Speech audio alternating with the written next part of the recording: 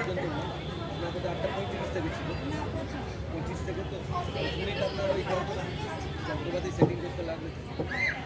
Musician যারা আছে বরং ওই হারমোনিয়ামগুলো তুলে দিলেই তো পারতো মঞ্চে।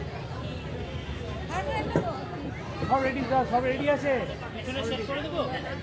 পেছনটা আস্তে করে সেট করে দিতে পারেন তো? হ্যাঁ, ওই সাইডে সেট করে দিন। ভিডিও স্ট্যান্ডগুলো রাখা আছে।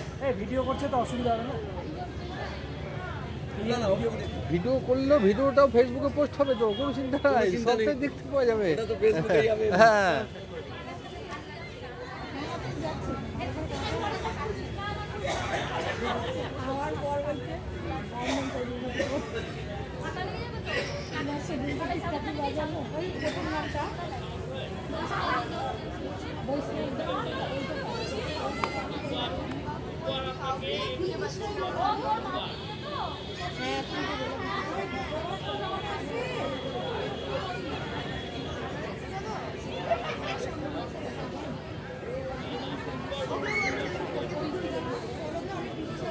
হ্যালো, নমস্কার, শুভ সন্ধ্যা।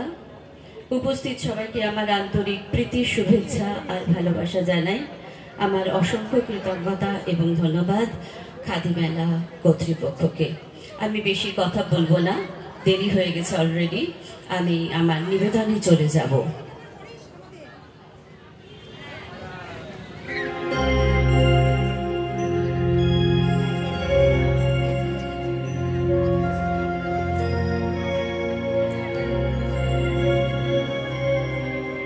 সুন্দর, তুমি এসেছিলে আজ প্রাতে, অরুণ বরণ পারিজাত লয়ে হাতে। নিদ্রিত পুরী পথিক ছিল না পথে, একা চলে গেলে তোমার সোনার রথে। বারেক থামিয়া মোর বাতায়ন পানে, চেয়েছিলে তব করুণ নয়ন পাতে। সুন্দর, তুমি এসেছিলে আজ প্রাতে।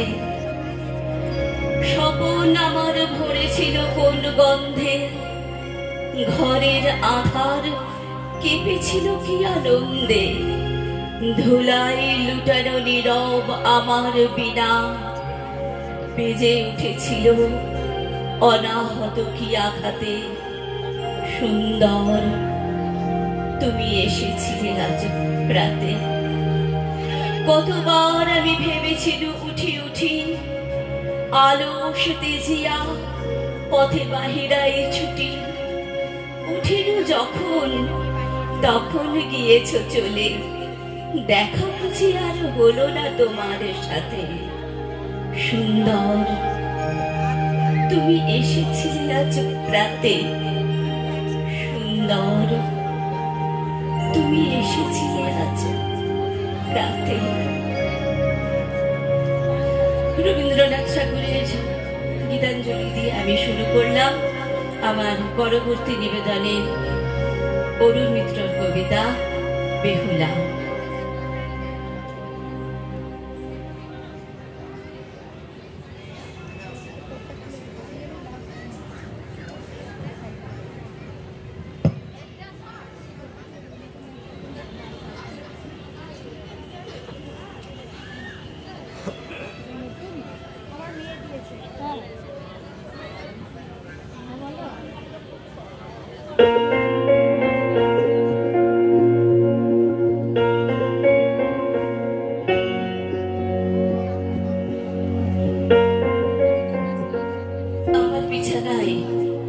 মাঝরাত্রির ঢেউ লাগলে আমি বেহুলাকে ডাকি। ও বেহুলা, তোমাকে বলবার কিছু কথা আছে আমার, শোনো।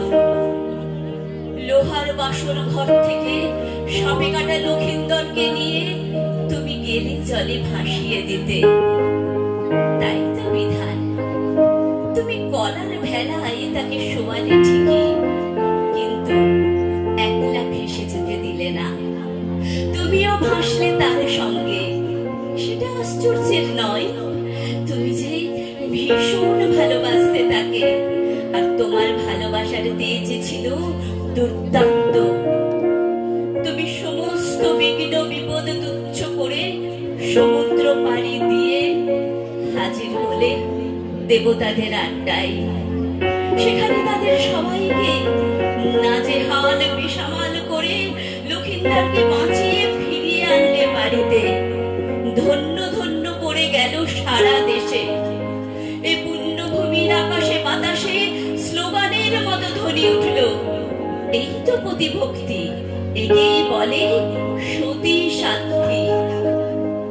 ও বেহুলা, এখন বলো তো আমায়, লোহার বাসর ঘরের অন্ধকারে সাপটা যদি ভুল করে লক্ষিন্দরের বদলে তোমাকে ছবল দিত, তাহলে কি হতো? বেহুলা মুখ নিচু করে চুপ, কিছুই বলে না। মিউজিকটা কমা, মিউজিক। তাহলে শোনো কি ঘটতো আমি বলে দিই। লক্ষিন্দর যত্ন করে তোমাকে বয়ে নিয়ে যেত, যত্ন করে কলার ভেলায় তোমাকে শুইয়ে দিত, তারপর ভাসিয়ে দিত সেই ভেলা। সে নিজে কিন্তু ডাঙাতেই থাকতো এবং ভাঙা হৃৎপিণ্ড নিয়ে শোকাচ্ছন্ন ফিরে আসতো বাড়িতে। তোমার বিরহে সে দিন রাত ধিক ধিক আগুনে পুড়তো, দাঁতে দাঁত চেপে কোন রকমে সংসারে টিকে থাকা আর কি। কিন্তু মাস দুই বাদে তোমার বিরহ এমন অসহ্য হয়ে উঠল লক্ষিন্দরের কাছে যে আরেকটা মেয়েকে তার বিয়ে করতেই হলো। অবশ্যই তোমার মতো অপরূপা সুন্দরী সে নয়, কিন্তু তাতে কি আর এমন যাই আসে? অবশ্যই তোমার মতো অপরূপা সুন্দরী সে নয়, কিন্তু তাতে কি আর এমন অসুবিধে? আমি চলে যাব আমার শেষ নিবেদনে। জয় গোস্বামীর লেখা কবিতা জল হাওয়ার লেখা।